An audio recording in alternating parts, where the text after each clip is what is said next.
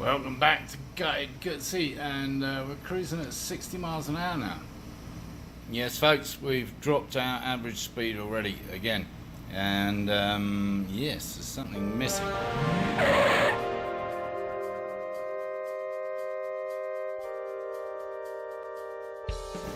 Not least of all, the number of lights that come on. Yeah, we're down to 1, and those aren't coming on either.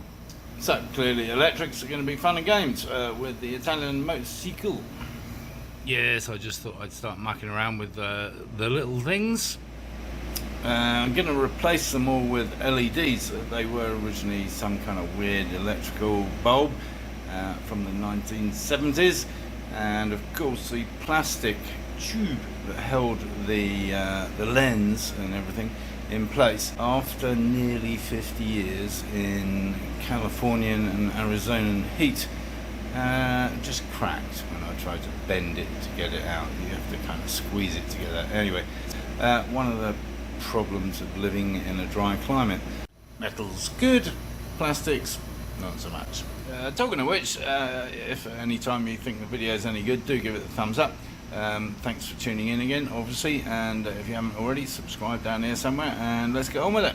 Thanks to all of you who have already given your suggestions as to what might happen with this bike, especially my dear friend Angelo in Italy. Yes, this maniac, who of course was the first to guess that it was a Moto Guzzi.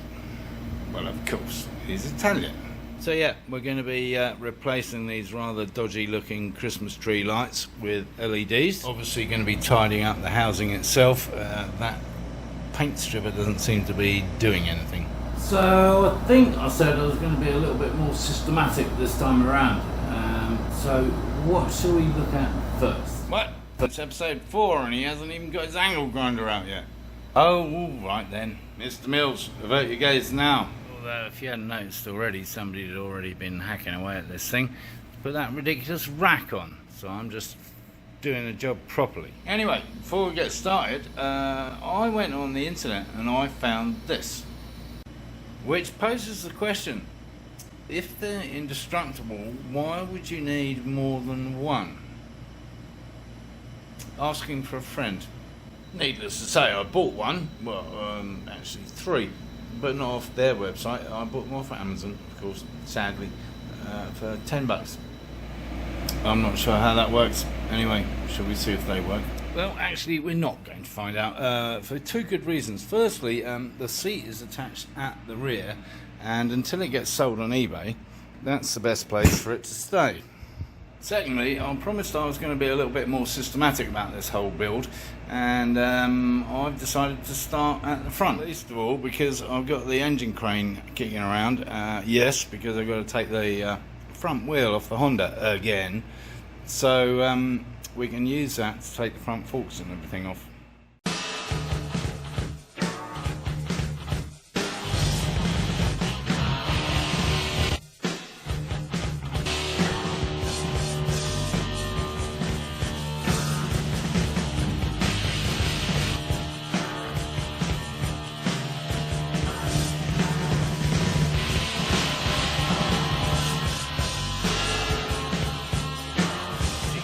Further destruction has occurred at the front of the vehicle. Further parts are on eBay. Can you have further parts? Time for a suitable beer, and 0% alcohol, you may notice.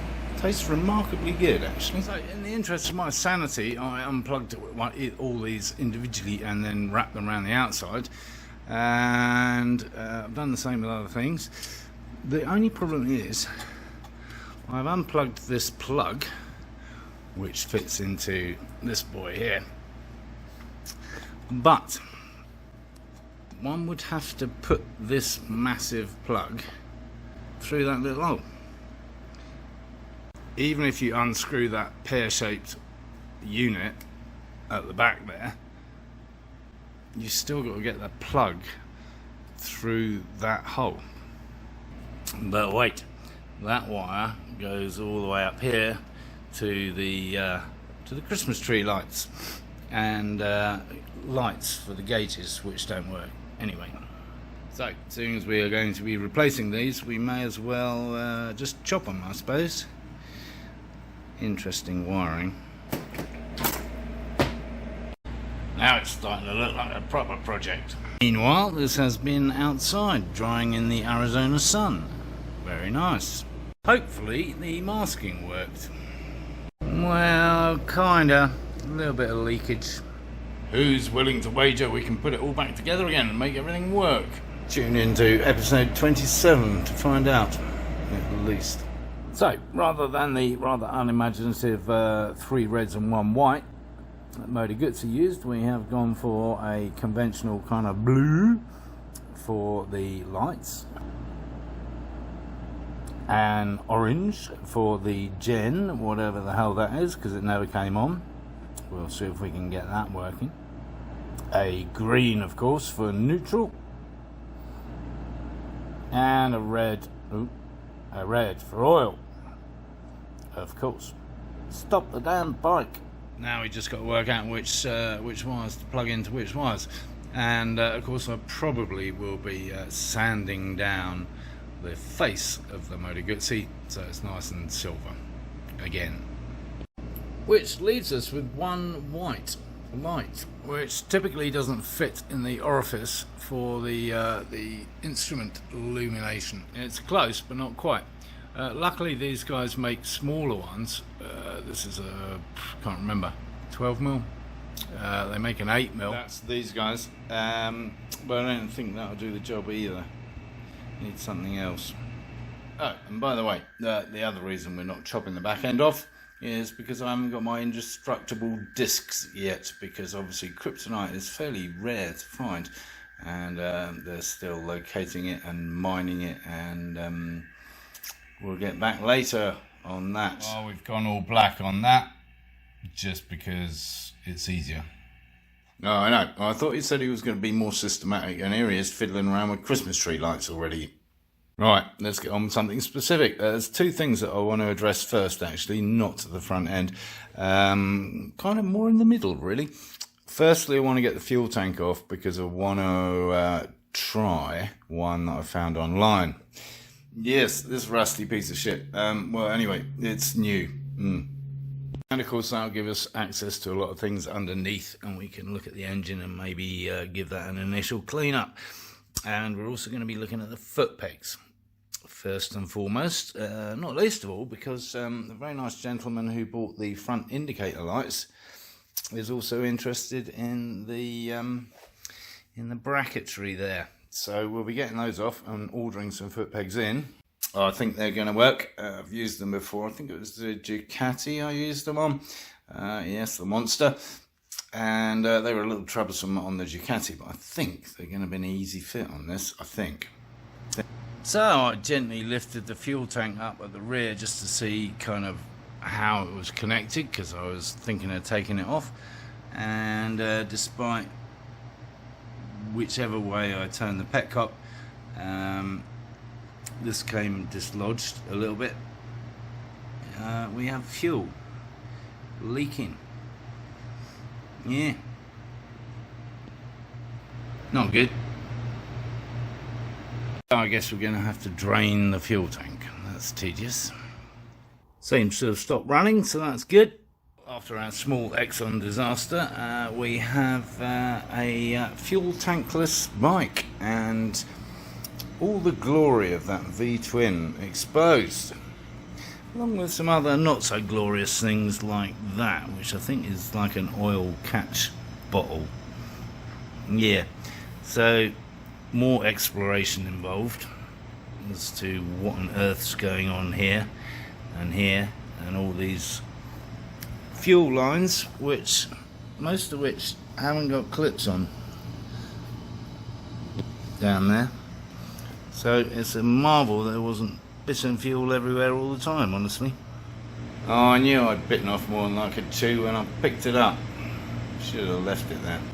Anyway, we've been investigating tanks. I like this one. It's just a little bit too long as opposed to that rusty thing. It's already primed, but yeah, it's 1.5 inches longer, and yeah, 1.5 inches longer. Yeah, and that kind of translates to that I mean, it would fit, but yeah, I don't know.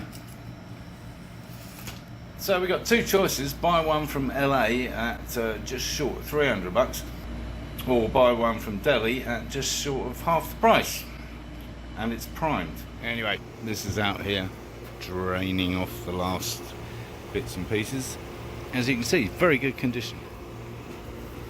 I reckon that's worth at least $350. They're here. I have to say, I'm not entirely confident that they fit like 100% to the normal angle grinder wheel thing, and I'm not quite ready to chop the back end off the Guzzi. Yes, not committed yet. There's a lot more exploration to be done in the dark depths of in there. So I think we'll save all that for next time. I think we'll be giving it a good hose down and see what we've got. Now we've revealed the serpent's nest of wires and tubes and things like that. So thanks as always for tuning in. Hope you enjoyed the exploration of the Guzzi, and plenty more to come. As I say, this is going to be a slow burn, so buckle up, hold on tight, and we'll get there in the end. So if you thought the video was any good, give it a thumbs up. If you didn't, whatever. If you haven't already, subscribe down here somewhere. And of course, encourage others to watch my lunacy.